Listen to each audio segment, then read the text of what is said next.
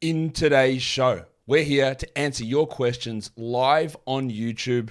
Michael Bolton. Thanks, Josh. It's Michael Bolton here, and it's time for another episode of the Locked On Fantasy Basketball Podcast. Let's get to it. Let's get to it, indeed. You are Locked On Fantasy Basketball, your daily fantasy basketball podcast, part of the Locked On Podcast Network.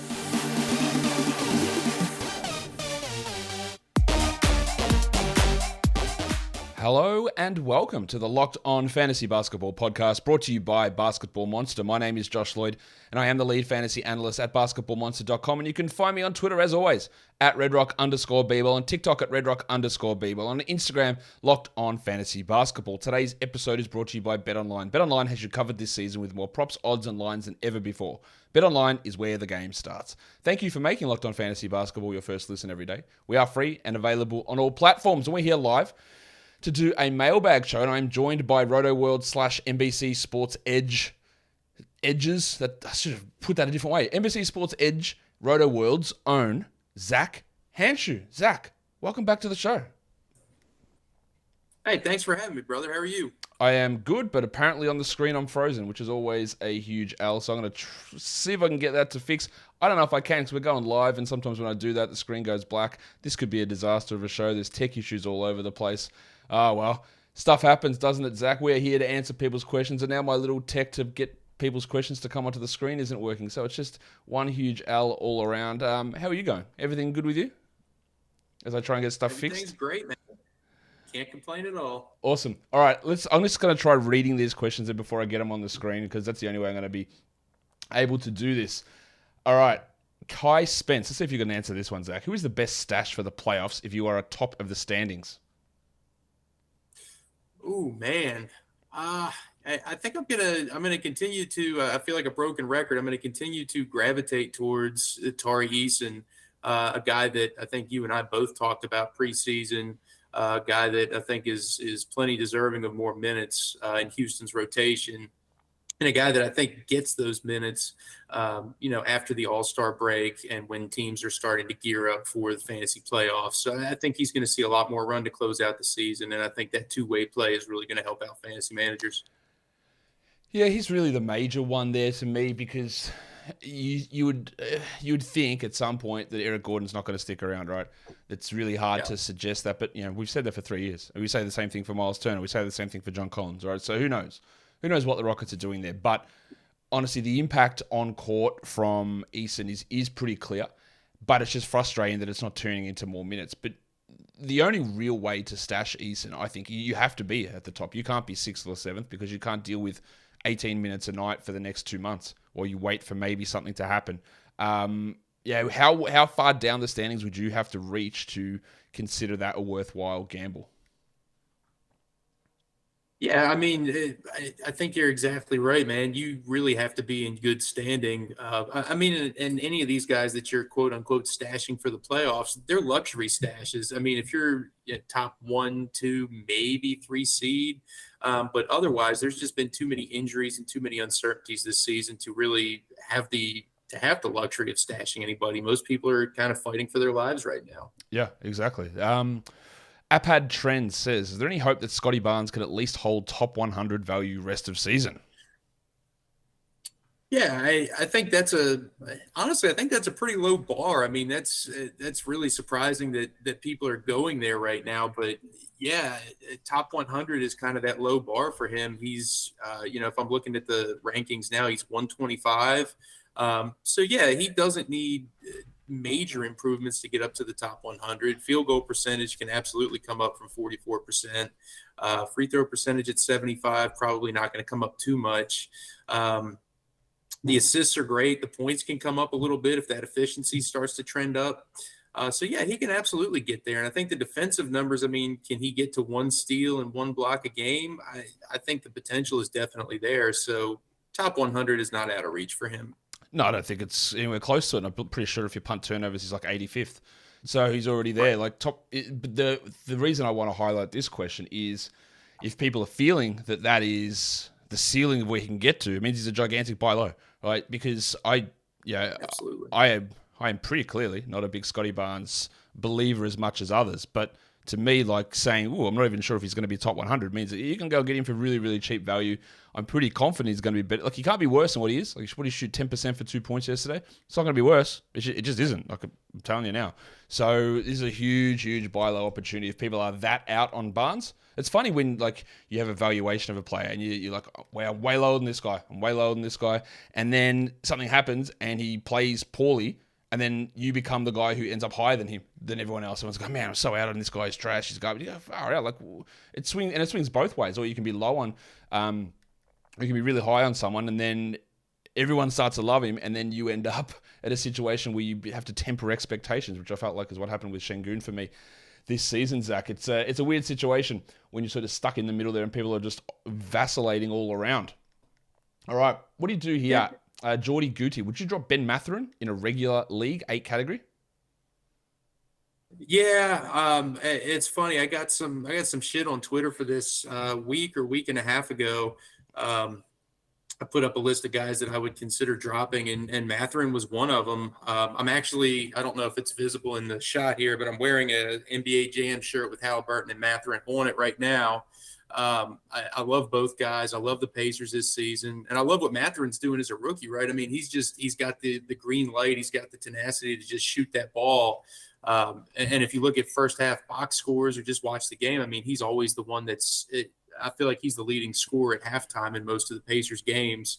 But for fantasy purposes, no, he's not really giving you a very well-rounded stat set, and he's not necessarily a guy that I want to have in a categories league. He's a guy I'd love to have in a points league, but I don't think he's necessarily a must-hold in a categories league. No, he's not, because his game, and this is how it translated out of college as well, it's not that particularly category league fantasy friendly at this point. There's no assists, no steals, no blocks. Field goal percentage goes up and down. The rebounds aren't particularly strong. And now he's actually seeing some competition from Andrew Nembhard, who's playing more minutes than him every single night. And now Chris Duarte is back in the mix. So, yeah, I think he'll get better. I'm pretty confident. And the skill and the free throw foul drawing ability is uncommon in a rookie. We've got 2 rookies who do it this season in Banchero and Mathurin. We don't really see that ever from rookies. And that's really huge. But he just does nothing in any other area. And rookies might turn it around in January or February, but I don't expect him to all of a sudden become a 4-assist player with 1.5 steals and to be hitting 50% of his shots and grabbing 7 rebounds. I just don't think any of that stuff is realistic. And we're already seeing minutes start to compress a little bit there for him. So I've got no problem with dropping him because, Zach, when you look at him, like, what is absolute best case for him this season, do you think? Like, maybe he's the 100th best player, best case? Yeah, I think that's probably his ceiling this season. Yeah, like you mentioned, he's got a lot of work to do and a lot of things to add to his game to make him fantasy friendly for a categories league. So yeah, top 100 is the ceiling, and if that's your ceiling, then that's absolutely not a must-hold guy. Now, it's time for me to tell you that today's episode is brought to you by NFNHSA. I know my face isn't on the screen, but we're going live. I don't have time to stop that. Did you know that driving high is considered driving under the influence? That's right. Driving under the influence of marijuana is against the law in every state, even in states where marijuana is legal. That means driving high could get you a DUI. And if you think law enforcement officers can't tell when you're driving high, you're wrong. Your friends can tell, your co-workers can tell, your parents can tell. So everyone can tell. What makes you think that law enforcement officers don't know when you're driving high? Driving under the influence of marijuana can slow your response time and change how you perceive time and speed. So even if you think you're fine to drive when you're high, you're not. Because the bottom line is, if you feel different, you drive different. And driving high is driving under the influence. So remember, drive high, get a DUI, paid for by the NHTSA. Back to questions. Zach, as we try and deal with tech issues, and I just don't think it's going to improve, but that is fine. Here's a question that I do like. He hasn't given us context, but when you give no context, we're all going to assume 12-team, 9-category leagues. Fantasy Hoops Noob says, do you drop one of these guys, Walker Kessler, Bol, or Josh Hart? Jeez. I hate to give up on Bol right now, but that's kind of where I'm leading. It's not going to, for me, it's not Kessler. I'm keeping Kessler out of that group just because the block upside is too great for me. I know Hart has been kind of a top 100 guy, but I think if we're just looking at purely upside, the guys are all kind of right in that same range for rebounds. I think it's Hart for me, but it's close between him and Bol. Kessler is absolutely the guy that I'm keeping. I agree that Hart has limited upside, and that best case scenario, Bol would be better than him. I think we can move Kessler out of that list. Like, he's pretty clearly a hold to me. But best case scenario for Bol requires probably 1 or 2 more injuries on this Magic team, and they're probably going to go the other direction with Carter and Suggs and Harris getting healthy. And maybe John Isaac. Who knows? I'm not counting even him in that, but he's got to come back. And we're seeing Bol, the limitations of his on-court play lead to him playing 22 minutes a night, 23 minutes a night, because his defense is really poor. And we're seeing some of the offensive stuff drop off a little bit for him as well. And it's really going south in a hurry as teams sort of figure him out and really attack him defensively. And it's not working. And yeah, for him to get back to playing 30 minutes a night, it's going to require multiple people to be injured on top of the 4 rotation players who are currently out. And that seems like a tough bet to make. So to me, it's him, even though the upside for him is much clearly higher than what Josh Hart is. It's going to take a few situations that probably aren't realistic. And, we talk about, we need injuries. Like, one of the guys who might get injured is Bol. Like, we can't rule that out if we're waiting for multiple injuries on Orlando for it to happen. So to me, it's him. But I get the idea about Josh Hart having that lower upside. All right, now, this is an interesting question, mainly just because I wanted to segue it into something. But Nathaniel Correa says, is it time to trade Trey Young in a 14-team points league? Now, I'll start this by saying, what does it mean? Like, what do we mean, is it time to trade? Like, often when people ask that question, Zach, I find it's because someone's struggling a little bit, and they say, I've got to get rid of this guy, which is literally the worst time to trade somebody. Trey did have a better game last time out, so maybe you're asking from that perspective, but he still hasn't hit anywhere near the value or the upside that we thought he had this season. So, after one good game, no one is giving you a top 12 player back for Trey Young in a trade, I wouldn't have thought. And that's almost definitely what you had to expend at the draft to get him onto your team. So I would say no. Like, I don't see the point of trading Trey Young at this point. It's not like he can't continue to... Look, what he did yesterday was good. It's not like he can't continue to do that, though. Like, it's not an outrageous situation where he shot 80% and had 15 steals or something. Like, Trey Young could do that for multiple weeks in a row. So I would say, no, it is not the time to trade Trey Young. What do you think? Yeah, for the exact same reason that you mentioned, when a guy is struggling like this, you're not going to get fair return on him. It's not a good time to trade for him. Or it's not a good time to trade him away, I should say. It is a good time. I think he's a good buy low because I don't think the awful shooting percentages are going to hold for the rest of the season. I mean, he can clearly go up from, what is he at, 29.5% from 3, something really along those lines. Yeah, it's terrible. So he can clearly improve there. The points, the assists are great. It's the efficiency that's really killing you right now. So I think he's a guy to buy right now, not necessarily a guy to sell, because you're not getting anything good in return. Absolutely. Like, people will ask this all the time. I can't with this guy. Should I trade him away? Like, that is absolutely the worst time to do it. Like, the hardest things to do are sell highs when someone is like playing at the best of their ability, and then you go, well, now it's time for me to trade them away. But I can't. Look how good they're doing. And you're going to cop a little hit in the interim, or selling someone at the worst value is like, it's just the opposite of good fantasy play. So, What other questions are a good one here for us? All right, I want to hear your opinion on Al Horford, because I get questions about him every day. Oh, should I drop Al Horford? Should I drop Al Horford? I get it's almost the same thing with Larry Nance. Man, why do you say Larry Nance is must roster? Because the bloke's been top 100 all season. Al Horford's been top 100 all season as well. People are worried a bit, Zach, about Horford and maybe Rob Williams reducing his output. I, for one, am absolutely not worried whatsoever. I want to hear your take on Horford. Are you getting these questions as well? And while you answer that, I'm going to go and leave my chair, because you can't even see it, but I'm going to go and try fix this video. Al Horford, let's go. Josh, I actually can see you, by the way, man. You're moving. I can see your hand on the mouse right now. I can see this shocked look on your face that the tech issues are resolved.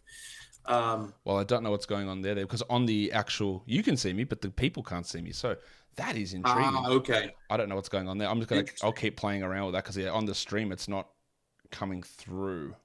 All right. Anyway, I'm going to go and try and fix that. But you answer the Al Horford question, and I'll be back. Sure. Yeah, I don't think I'm in too much disagreement here on Al Horford. I do get questions about guys like him. Nance is a guy that I've promoted multiple times in our NBC Pickups of the Day article. He's a steady contributor, just like Al Horford. These guys are not guys that are going to get you a ton of points.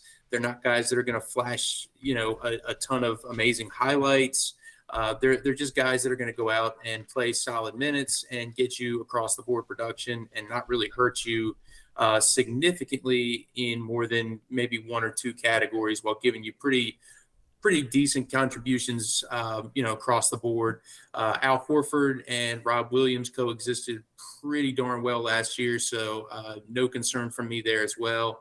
Horford right now is almost a top 60 guy, and Nance is not too far behind. So, yeah, absolutely, Al Horford is not a guy to drop.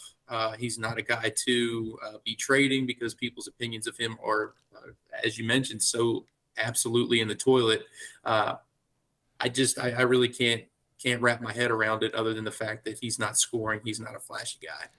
Yeah, that's it. And I'm back. Hello, everyone. Welcome. Good to see my face again.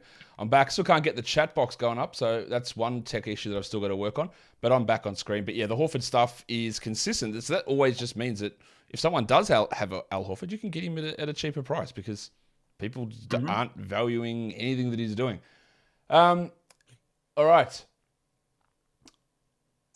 Here's a Spirit asks, Saddiq Bey and Herb Jones, are they droppable in 14-team leagues? Yeah, that's in a 14-team league. Oh man, I'm almost just wondering who you're going to get that's going to be better. I love the upside of both, but at this point, yeah, I would say at this point they're droppable. I mean, what are they both ranked outside the top 125, 130? I don't even think it's got to be. Bay is even close to that right now. Yeah. So yeah, I think they're droppable.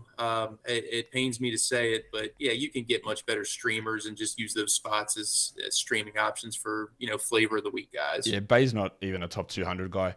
He's all right around 200. I think those guys are in different classes to me. And what you mentioned there is a really key point. And the phrasing and the terms that we use, sometimes we do have to do better as fantasy analysts with it as well. So are they droppable? Like, absolutely, 100%. If you need to make a decision to drop, let's say, because I think Saddiq Bey, I don't think he's good. He's coming off the bench for a Pistons team that's the worst in the league. He's playing 19, 20 minutes a game. That's not useful. Herb Jones is a different story. Is he droppable? If there's someone that appears on your waiver wire and Herb Jones is your worst player, which is definitely a possibility even in a 14-team league, then yeah, of course he is droppable.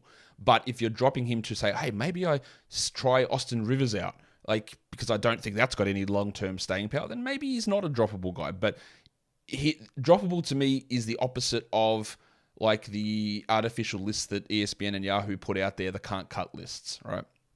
So if someone is droppable, that means that, yeah, you can consider it. If that situation arises, if some idiot in a 14-team league drops Al Horford, then yes, Herb Jones, piss him straight off. I have nothing to do with him. Get rid of him. See you later. Bye, Herb. It's been great. Well, it hasn't been good. It's been terrible. But I'll see you later, and I'll pick up Al Horford. But if I'm dropping him to try a stream on Frank Kaminsky because he played 18 minutes in one game last week, then no, that is not a droppable situation. But he's definitely someone that's in that list of guys where you go, okay, well, if something's happening and I need to make a 2-for-1 trade or I need to activate somebody and he's my worst player, then of course, yeah, he's really at this point just a steal specialist. And I mentioned this the other day on my show. Zach, not everyone would have seen it or heard it, but talking about Herb Jones, we just saw last season that he came into New Orleans and Fred Vinson was the coach and his shooting was fixed. Yeah, but it's not. His shooting is horrible this season. He's shooting, 30? Yeah. Let's have a look. He is 30% on threes. Okay. That's a guy who was apparently fixed from three. He's at 30%. His free throws have dropped from 84 down to 75. 75 is not horrible, but you go from a solid positive into a solid negative in that category. And he's hitting 44% overall from the field, which, again, when that was one of the things that was keeping you as a strong option last season, hey, look, the percentages are good, hitting some threes, getting some steals, and none of that stuff's happening, then what are you bringing us? Not very much at all. And now that my camera is fixed, I'm able to tell you that today's episode is brought to you by BetOnline.net. BetOnline.net is your number one source for sports betting info, stats, news, and analysis. Get the latest odds and trends for every professional and amateur league out there, from pro football to college basketball season, college bowls, NBA, it's all there at betonline.net. So if we look at week 16 in the NFL, Zach, your NFL team is? I root for the Houston Texans. Oh, well, that's unfortunate for you because they have a game where they are almost destined to lose for sure. Who are they? I don't even know who they're playing, but I know they're going to lose. They're against the top. Maybe not. They're against the Titans with no Ryan Tannehill, it looks like, but the Titans are 3-point favorites. The Battle of the Oilers, as the Titans have that on Christmas Eve 1 p.m. game. If you want to check that out, or all of Week 16's action, including Christmas Day with my Miami Dolphins against the Green Bay Packers, it's all over at betonline.net, the fastest and easiest way to get your betting info. So head to the website today or use your mobile device to learn more. BetOnline is where the game starts. And don't forget to gamble responsibly. Let's go back and look at more questions. Tech is so good when it doesn't work. I love it. It's the best. Like, just for no reason. Just this thing telling me, wait. What am I waiting for, mate? Put the questions up on the screen. Anyway, I know he can't hear me because it's only a program. Would you trade I like this question. Luca Caruso, thank you for this good question. Would you trade DeAnthony Melton for Josh Hart? Now, this is that epitome of what we talk about, Zach, where you are losing a lot, right, in a trade of Hart for Melton. Like, Melton has been like top 30 for the last 2 weeks. You are potentially losing a lot for a few weeks. But Melton could go from top 30 to 160th really quickly when Tyrese Maxey returns. And we don't know when Tyrese Maxey is going to return. Woj keeps telling us Sunday. Shams tells us Sunday. Glenn Rivers, MD, keeps telling us he's weeks away. So I'll believe the guys who aren't the coach of the team over the guy that lies continually about injuries. But you might lose out on value for 3 weeks really, really easily. But when it's not just about that. It's about, okay, in the end, Melton might become a droppable player and you might get a solid top 90 guy in Josh Hart. I'm not that excited about Hart, but the general process about that trade is interesting to me. Yeah, the general process is absolutely, as you mentioned, you're trading safety for upside. And I really think that just depends on your standing within your league. And I think it depends on the type of fantasy player you are. I know through discussions that I've had with other fantasy managers and other analysts and conversations with you, I'm more of a swing for the fences type of guy and take risks. But, there's obviously some guys that subscribe to, hey, I'm going to be as, safe and go for those high floor guys rather than those high upside guys. And just slow and steady, make my way through the season and, get those top 80, top 90, top 100 guys and just kind of stack them up and, pile up some wins. So I think it's all dependent. I don't think there's one size fit all answer for this. I think that is a great way to approach it. That is absolutely true. Now, on Maxey, who do you believe, Doc Rivers or Woj? Ooh, I don't know. I'm inclined to believe Woj because the coach obviously only one of those. Only one of those two is a real doctor, though, of course. Right. Yeah, I'm inclined to believe Woj on this one. Yeah, I am too.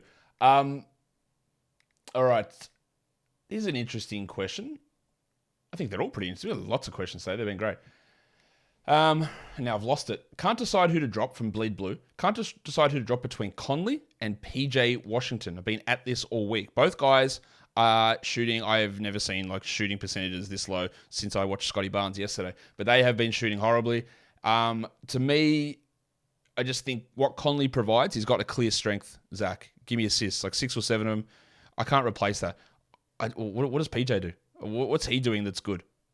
He's got an opportunity. He's got minutes. So does Conley. What is PJ Washington doing that's good that I want to hold him? To me, it's between him and Conley. But, a different opinion would be interesting.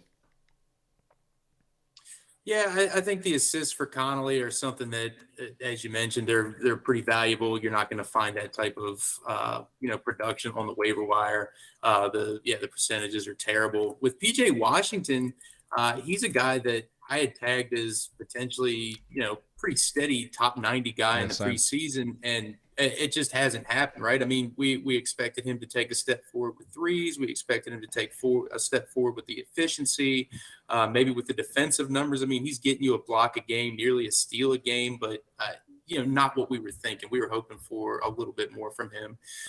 So I think at the end of the day, you're going to hang on to Mike Conley, even though it's really tough. I mean, because you really do love the upside of PJ, and we've seen him go off for some big scoring games, some big block games. But again, this is another one of those, I guess safety versus swing for the fences, right? Because PJ's upside, I think, is much higher, and Conley is a shutdown risk at the end of the season for the Utah Jazz, just because he doesn't fit with the young build.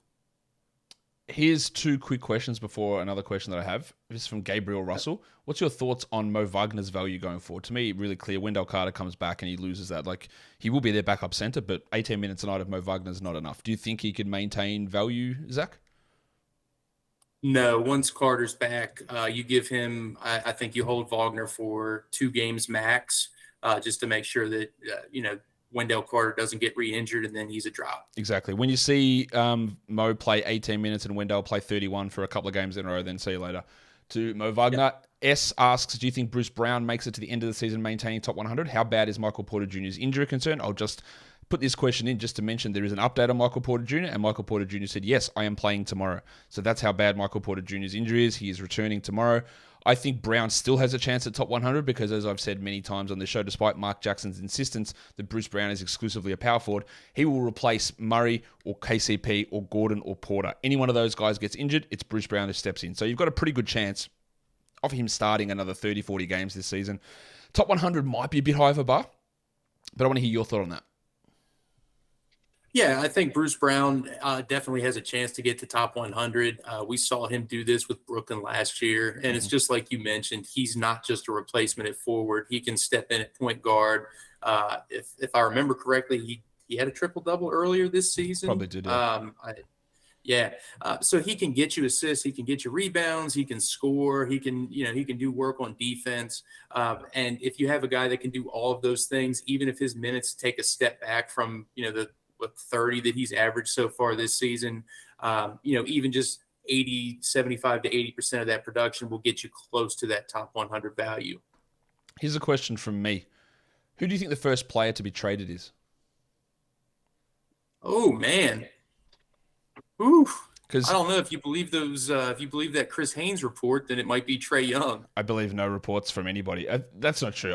Haynes and Woj and Shams, I do believe their stuff, but there's different wordings in the way that they put stuff out.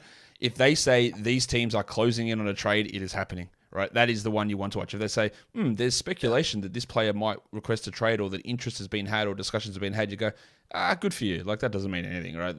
Remember how many times has that happened already this season of discussions of players and like all this sort of stuff. Like, teams have discussions all the time. The discussion might be, hey, you want to trade me Jokic? No. Okay, I'll see you later. Denver had discussions on a trade about Nikola Jokic. Yeah, the discussion was go fuck yourself. That was the discussion. And that doesn't always get reported because there's always agendas and agents and teams and all this sort of stuff trying to create instability and chaos and all this sort of stuff. So, yes, everything lines up with Trey Young because that organization's been run poorly. The coach is poor. The situation is weird. I get that. But this is not saying they're even remotely close to a trade. No, I'm not to say this against nothing about you saying that he's an option for a trade. It's more just how we read NBA news and stuff like that because the wording of this stuff is really, really important. And it's also like just the people who get fired up about, December 15. Oh, man, I'm holding December 15. All the trades are going to happen. Well, yeah, obviously nothing's happened. And we're probably not going to get anything happen at all in December would be my guess. So Trey Young is your guess? I'm sure that's not a serious guess, is it, Zach? You don't think Trey Young's getting dealt? Imagine Trey Young gets dealt in season. Jesus Christ. No, I'm being cheeky on that one just because they gave up so much to bring in Murray. I mean, so I don't see them doing two monster trades like that. If I had to have a serious guess, I'm going to go with Zach LaVine here just because we heard so much chirping. Obviously, he just signed that big deal in the offseason, but we heard so much chirping about his unhappiness with the franchise. They win a game or two, and then all of a sudden it's sunshine and roses between him and DeRozan. But I just don't see that is I just don't see him staying there long term. I think he'll be the first one that gets traded. I think that'll be the blockbuster deal of the year. Interesting stuff with LaVine. Remember, maybe you don't because it's sort of gone under the radar. Before LaVine signed his ridiculous 5-year max contract, there was these rumors like LaVine is going to take meetings with other teams. He's not particularly happy in Chicago. I go, wow, what's going on here? Is he actually going to return? Is he going to go somewhere else? And then it sort of just all got swept under the rug, and he just signed that big deal. There was a situation back in June where we're legitimately thinking that he wasn't going to re-sign, which probably would have been better for the Bulls, to be honest. And yeah, so it'll be interesting to see whether he's on, because it doesn't look great. All these reports aren't great. He's not worth that contract. The problem is, like, how do you match that deal? Like, he's getting paid $37 million this season, and then it's like he's got 200 plus for the next 4 years after that, and he's not worth it, and his knees aren't great. Like, how do you match that salary? That's going to be tough. I'm going to go much lower level. I think it's probably going to be someone like, I think it's going to be like Cameron Reddish is the guy to me that I think is more likely to move as the first guy. Like when was the last time? I'm trying to think. When was the last time we had like a blockbuster all-star level player get traded in season? There's got to be one. When was the last one? Blake Griffin? Man, is it that far back? I don't know. I'm trying to think when it was. Like Tobias Harris has never been an all-star, but he was traded in season around like started January. DeMarcus Cousins, but that was before Griffin. Guys in the chat, what was the last all-star level player to be traded in season? Maybe Harden? Oh yeah, no, actually, obviously last season Harden for Simmons. Yeah, that was a bit of a different situation. It is. It's obviously Harden. But that feels different to LaVine, because it feels like it just feels like he's like, I don't want to be here, and they went, fine, we don't want you here either. See you later. It just doesn't feel It just doesn't feel the same. And then there's someone said Sabonis. Yeah, but Harden was Harden. Yeah, Jesus, we had two of them last season. Jesus Christ. All right. That's interesting stuff. All right, we've gone over 30 minutes. We're going to do one more question so people can see my face for longer, because I'm sure that's so important to everybody. Let's do one more question. Got to pick a good one. I know I can't get it on the screen. All right, Muhammad Albana. Now, you're asking a question about a points lead. This doesn't have to be a points lead question, but what do you all think about Karl-Anthony Towns? Is he worth trading for Drew Holiday in a points league with his current status? I'm guessing you mean acquiring Towns, which again digs into some of this stuff. Like, we're hearing Chris Finch say, it's still multiple weeks away. But to me, Zach, everything with any trade really, or any sort of move you do in fantasy, there's so much context around it. Because if you're sitting first and you've got the ability to trade Drew Holiday, like say the 30th or 40th best player, for Towns, who might be the 15th best player, knowing you're going to lose value for 3 weeks, but you can sustain that and then grab yourself a second rounder at worst player when he returns, you do that. But if you're 8th and you need production now, then there's no way you do it. That's how I view that. I'll be honest with you. I don't think in any situation that I'm trying to trade, if I have Drew Holiday, that I'm trying to trade him for Karl-Anthony Towns. I have some concerns for Minnesota. I think they're 16-16 right now. And if let's just say they go on a massive losing streak here over the next few weeks, what's the rush to bring Towns back? I know they went all in with Gobert, but I mean, what's the rush to bring Towns back this season if you could get him fully healthy for next season and maybe make another run at it after you've had Gobert integrated for a full season? So I worry about that for sure. And then I worry about Towns because he started the season off providing really crappy value, and maybe we see some more of that when he comes back and shakes off some of the rust of being out for so long, and then you're stuck for more than the 3 weeks and he's really terrible for you. Drew Holiday is continuing to ball out. So I think I'm holding Drew no matter what. Interesting. Okay, here's my argument to that part of it with Towns, because I get what you're saying. They don't have their first round pick, so they can't tank for a first round pick, right? They don't have that. That's gone. They actually don't have their second round pick either this season, so that they lose that one too. That's going to Memphis. I'm just looking this up now. But I would think that they would want as many opportunities to get the Towns, Gobert, Edwards triumvirate working. So while theoretically, let's get him back, let's get him off season, let's get him back next season, like, it's very hard to make decisions on what do we do? Like, do we try and trade Towns to recoup value here? Do we have to move a bunch of stuff? What other players do we need to get in when you've seen them for like 12 games together? Like, that's really hard to make that assessment. Again, I could see it lean a bit more that way if they did have their draft pick. It's like, okay, well, this season's been a disaster. I don't want to push anything with Towns. Let's get another top 10 pick, top 8 pick in here. Let's really push it down and go from there. But they can't do that. So I think there's too many factors that would suggest that when he's healthy, he's back out there. Unless there's a setback, of course, which we can't control or know. So I tend to think the opposite, but hey, it'll be really interesting to see what they end up doing. And Zach, despite our technological difficulties here, it was really interesting to have you on the show and discussing as my camera's frozen once again, which is just sick. I love it. Zach, awesome to have you here. Tell people what you're doing, what content you're doing at Roto World, and where people can find you on social media. Yeah, thanks for having me, man. It's always a pleasure. You can find me on Twitter at Zach the Monster, and NBA team over at NBC is just continuing to put out player notes and news, and we're doing pickup of the day articles.